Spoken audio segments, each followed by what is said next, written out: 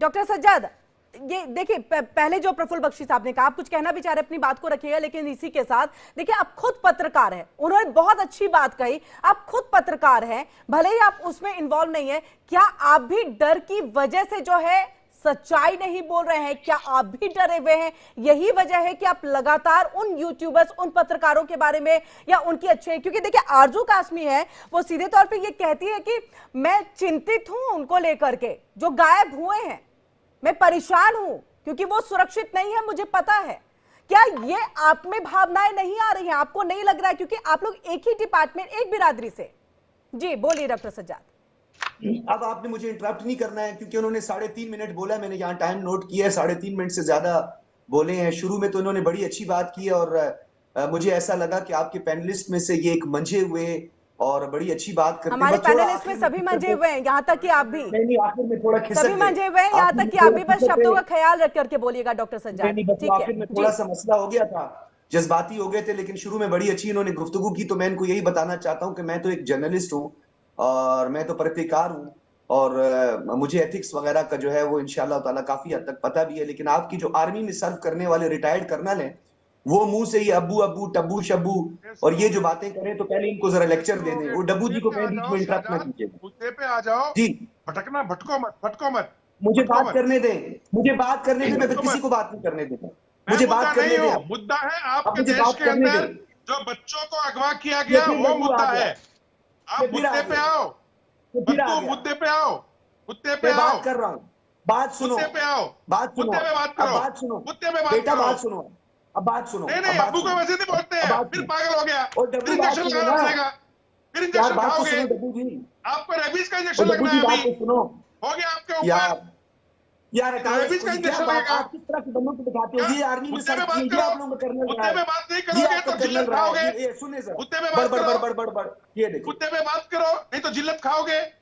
और रही बात, ये सुनो, मैं आया हूं तो सवाल मुझसे हुआ है, ये सुनो, सवाल मुझसे हुआ है, ये सुनो, जिस तरह माजी सुनो, के साथ में आपने हमारा हाथ, तुम्हारा प्रधानमंत्री बोलता है जहां जाता हूँ भीख मांगने के लिए बोलते हैं, भीख मांग रहे हैं। देखो समझ में आया? अभी यार ये तुमने वीडियो अभी मुद्दे पे बात करो, अभी मुद्दे पे बात करो, मुद्दे पे बात करो, मुद्दे पे बात करो। मसला ये आप लोग बात आपको नहीं सुनते, कोई जवाब इंटरप्ट नहीं करेगा, हम आपको लाजवाब मुद्दे पे बात करो, कोई इंटरप्ट नहीं करेगा, मुद्दे पे बात करो। चलो, बड़ फिर शुरू है। अब सुनेगा मेरी बात करो, मुद्दे पे बात करो। सुन बात जरा, सुनाओ, चलो चलो। वो जो आपकी पहले जनाब मौसूफ ने जो बात की, बड़ी अच्छी बातें उन्होंने की कि हमें जो है अपने अल्फाज को जो है ना वो बड़े दुरुस्त तरीके से इस्तेमाल करना चाहिए।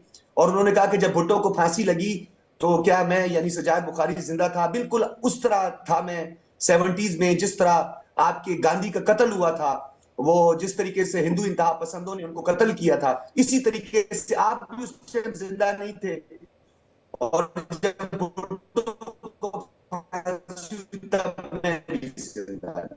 ये पहला जवाब तो मैं आपको ये दे। दूसरी बात जो आपने मुझे बताया ना, दिल की जो आपने भड़ास निकाली है, तो मैं आपसे ये सवाल पूछना चाहता हूं। मैं आपके पास तो ना नाम है, ये आपका जो 2 रुकनी बेंच था जिसमें जस्टिस अबे ओका और जस्टिस ओजल थे, जिन्होंने तमिलनाडु के चीफ मिनिस्टर की कारकर्दगी पर सवाल उठाए, और मिस्टर सट्टाई जिसको आप लोगों ने जेल में डाल दिया सिर्फ इस बात पर कि उसने सोशल मीडिया पर आप लोगों पे तनकीद की थी। डॉक्टर सज्जाद, आज का आपको पता है टॉपिक क्या है? नहीं डॉक्टर सज्जाद, मैंने जब आपसे सवाल पूछा है, देखिए डॉक्टर सज्जाद, मैंने आप मेरी बात सुनिए, मैंने जब आपसे सवाल पूछा है, आपने सवालों पे कोई जवाब ना दे करके आप सीधा इधर से उधर डीरेल करते हैं मुद्दों को। मत डीरेल करिए, जवाब दीजिए। कि सिवाज सर भी काफी देर से इंतजार कर रहे हैं और मैं अमजद जी के पास भी जाऊंगी जल्दी से। सर आपको क्या टेंशन लगी हुई है? हमारे कोई यूट्यूबर गायब नहीं हुआ है, कोई एक यूट्यूबर भी हमारा गायब नहीं हुआ है। मनगढ़ंत कहानियां ना सुनाएं, मनगढ़ंत कहानियां। दुनिया में 7वां देश है आपका जो जर्नलिस्ट के लिए गैर महफूज है, ये खुद आपका हिंदुस्तान टाइम कह रहा है। उठाएं, खबर निकालें, 2024 दिसंबर की खबर निकालें। 7वां खतरनाक देश है, 40 सहाफी मार चुके हो अब तक आप लोग, कत्ल कर चुके हो। सर तो हमसे बात करते हो आप। सर तो सना शोएब कहाँ है? सना कहाँ है, सायला खान कहाँ है? क्यों उनके वीडियोस अपलोड नहीं हो रहे हैं? को किसने धमकी दी? क्यों आरजू काजमी को ये कहना पड़ रहा है कि मैं पाकिस्तानी सरकार से डरती नहीं हूँ? क्यों कहना है सर? पैनल में जब डॉक्टर आरजू काजमी ने कहा कि मुझे धमकी आई है, तब आपने क्यों नहीं बताया किसने धमकी दी? मीडियम से उसका ताल्लुक है, बताएं कौन सी मीडियम से उसका ताल्लुक है? किसने दी? कौन सी मीडियम से उसका ताल्लुक है? किसने धमकी दी? आरजू काजमी आपके साथ डिबेट में थी उस दिन, किसने धमकी दी मेरी उसको? शागिर्द रही है, वो कल तक मेरी शागिर्द रही देखिए, है। तोहेब ने दिखाया कि हमारे पीओके में और गिलगिट में आटा तक नहीं है, उसने अपनी फंड से आटा खिलाया वहां लोगों को। तोहेब ने दिखाया कितना डेवलपमेंट है भारत में। तोहेब ने दिखाया वहां पे कैसे बोल रहे हैं लोग कि ये जो दहशतगर्दी है इसके पीछे वर्दी है। तोहेब ने दिखाया कैसे एस्टेब्लिशमेंट को लोग नफरत करते हैं पीओके में और गिलगिट के अंदर। तोहेब ने दिखाया भारत कहां चांद पे पहुंच गया और तुम कहते हो कि ये चांद तो हम यही ले आएंगे।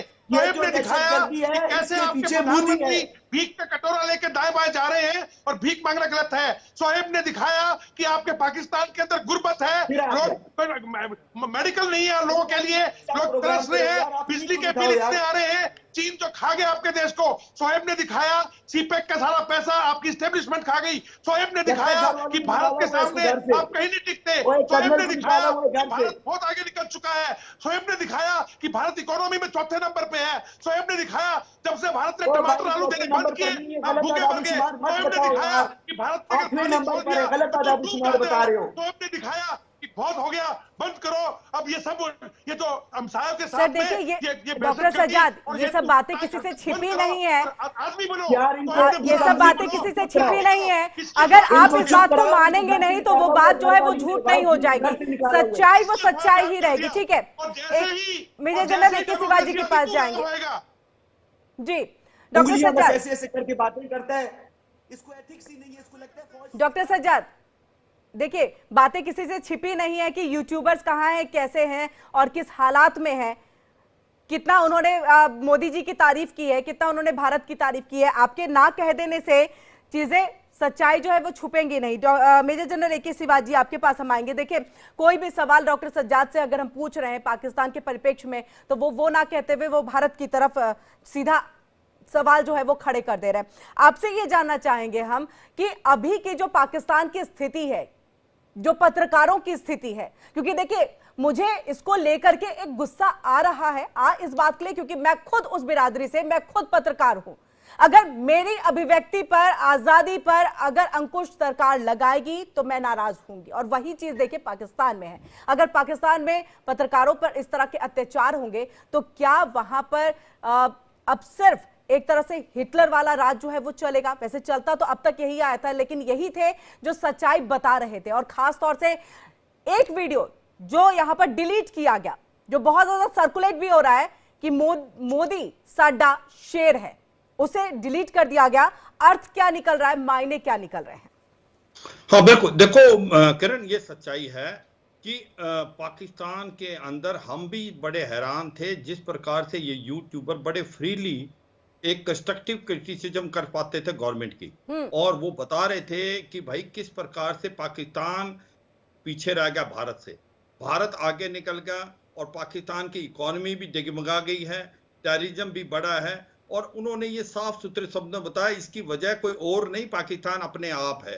देखो, पाकिस्तान की सबसे बड़ी प्रॉब्लम क्या है किरण, कि जब भारत और पाकिस्तान आजाद हुए थे तो 50 और अर्ली पार्ट ऑफ 60 तक पाकिस्तान की इकोनॉमी काफी अच्छा कर रही थी, क्योंकि उनकी टेक्सटाइल इंडस्ट्री ठीक थी, उनके एग्रेरियन जो है 5 नदियां हैं तो अच्छा था। मगर जब से पाकिस्तान की फौज ने कमान संभाल ली, वहां कू पे कू होने लगे, अयूब खान से स्टार्ट होते हुए, और उसके बाद टेररिज्म की तरफ पाकिस्तान झुका, तब पाकिस्तान का भट्ठा गोल हो गया। पाकिस्तान में आज हो क्या रहा है, पाकिस्तान की फौज जो चाहती है वो ही होता है, क्योंकि पाकिस्तान की जो डेमोक्रेसी है वो एक प्रकार की शैम डेमोक्रेसी है। पहले 75 साल में से ज्यादातर टाइम में पाकिस्तान की फौज ने डायरेक्ट रूल किया, जिस टाइम डायरेक्ट रूल नहीं किया तो पीछे से enjoy all authority without responsibility. तो सच्चाई है, अगर पाकिस्तान की फौज को देखें आप, कि भारत से 1/7 हिस्सा है पाकिस्तान का और 1/8 उसकी पॉपुलेशन है, और उसकी जो इकोनॉमी हमारे से 1/43 है, मगर उसके पास 80% फौज है भारत के मुकाबले।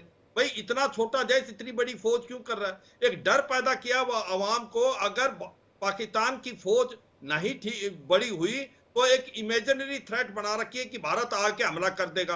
अब क्या करता पाकिस्तान की फौज, जो लड़ाई करने के बजाय इकोनॉमी और पॉलिटिक्स में इन्वॉल्व है।